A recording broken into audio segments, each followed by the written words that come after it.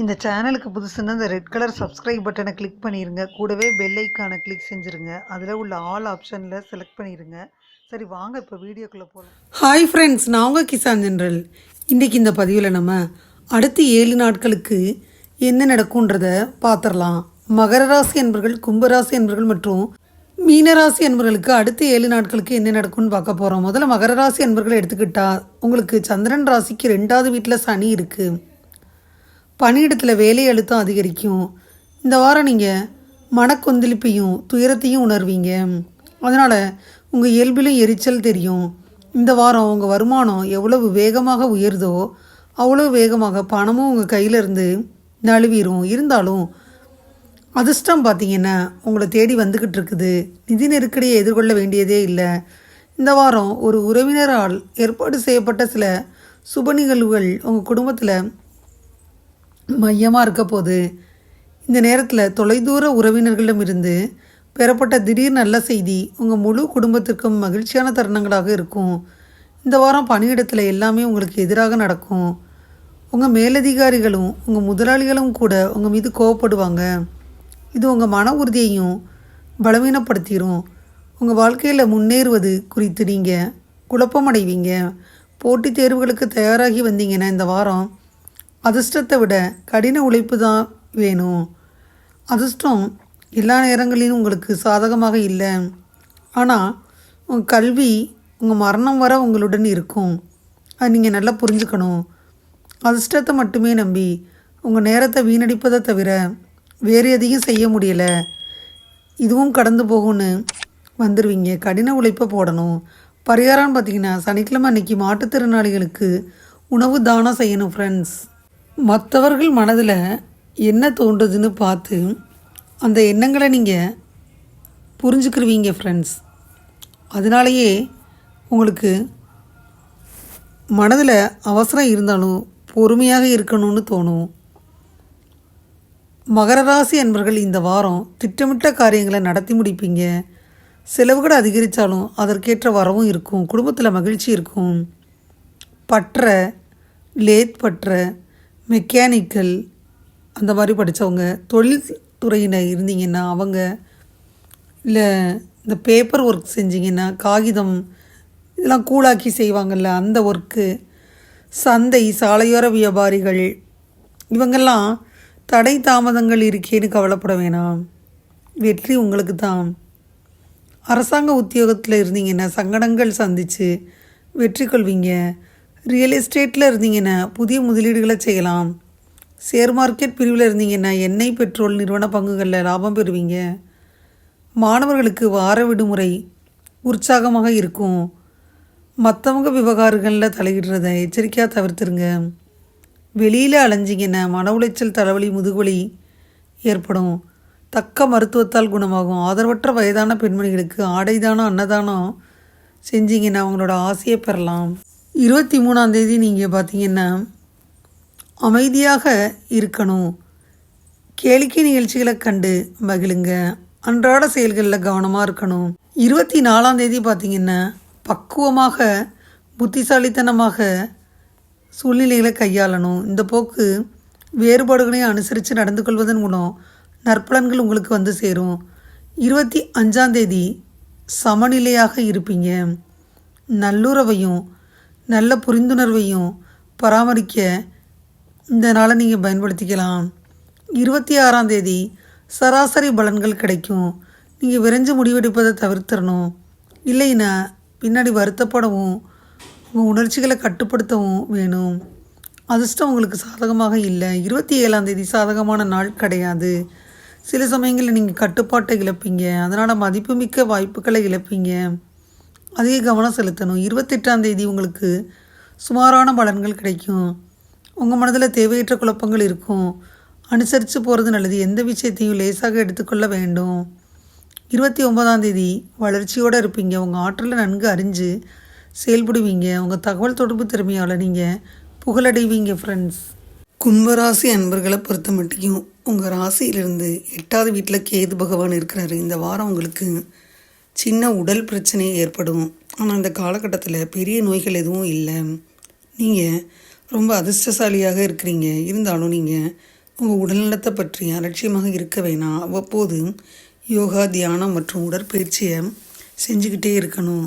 இதனால் உங்கள் ஆரோக்கியமாகவும் உங்களுக்கு உங்கள் உடம்ப எக்ஸசைஸ் பாடியாகவும் வச்சுருக்க முடியும். இந்த வாரம் நீங்கள் நேரத்தையும் பணத்தையும் ஃபஸ்ட்டு நீங்கள் பத்திரப்படுத்திக்கிறீங்க.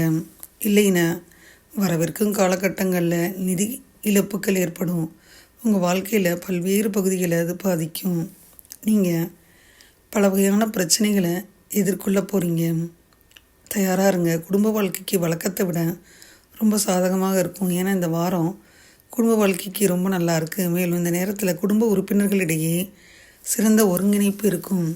அதனால் குடும்ப ஆதரவின் காரணமாக நீங்கள் ஒவ்வொரு வீட்டு பணியிலும் முழு மனதுடன் பங்கேற்பதை நீங்கள் பார்க்கலாம். மேலும் குரு அமர்ந்திருக்கிறதுனால இந்த வாரம் நீங்கள் பணியிடத்தில் சில வேலைகளை முடிப்பதில் சிக்கல்களை சந்திக்க போகிறீங்க.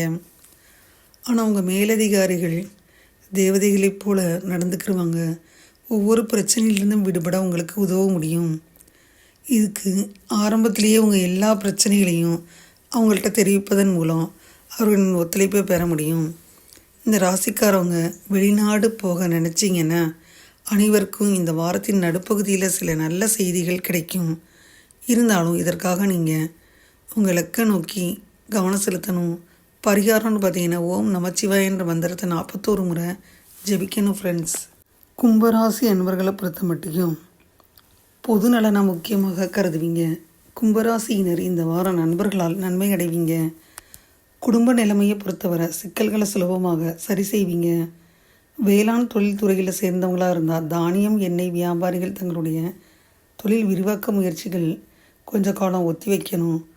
தனியார் உத்தியோகத்தில் இருந்தீங்கன்னா உங்களுடைய பணிகளில் வழக்கத்தை விட கூடுதல் கவனம் செலுத்தணும்.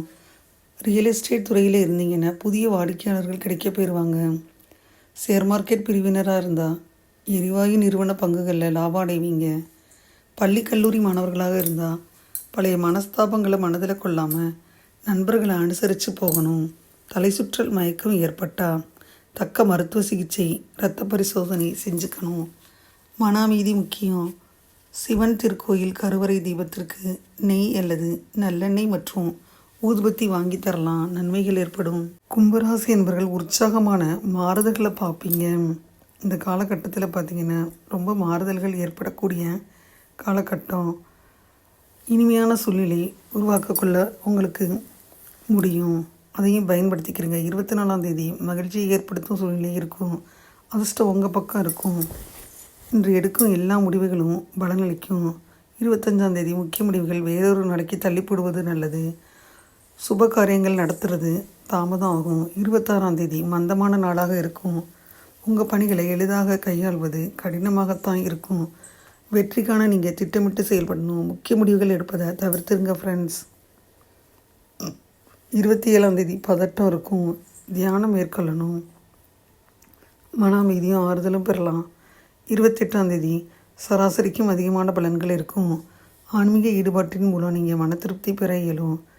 29ஆம் தேதி நீங்கள் அனுகூலமான முடிவுகள் எடுக்க மனதில் தெளிவுடன் இருக்கணும்.